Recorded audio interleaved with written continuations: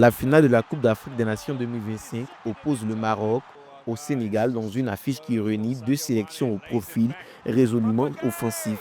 Pays hôte de la compétition, le Maroc disputera cette rencontre décisive devant son public avec pour ambition de renouer avec le sommet continental 50 ans après son unique sacre remporté en 1976 en Éthiopie.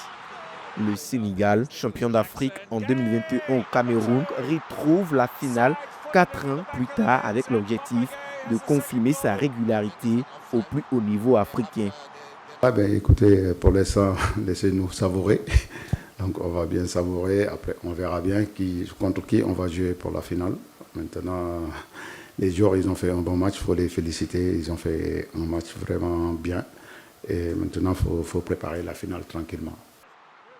Sur le plan sportif, cette opposition met en lumière des individualités majeures du football africain actuel. Le Sénégal s'appuie notamment sur Sadio Mané, leader offensif et joueur d'expérience, ainsi que sur Pape Gueye, pilier du milieu de terrain chargé de l'équilibre et de la récupération. En face, le Maroc peut compter sur la créativité de Brahim Diaz dans l'animation offensive et sur les montées répétées d'Achraf Hakimi. Élément clé du dispositif de Walid Regragui, les deux équipes privilégient un jeu porté vers l'avant avec une volonté commune d'imposer le rythme plutôt que de subir.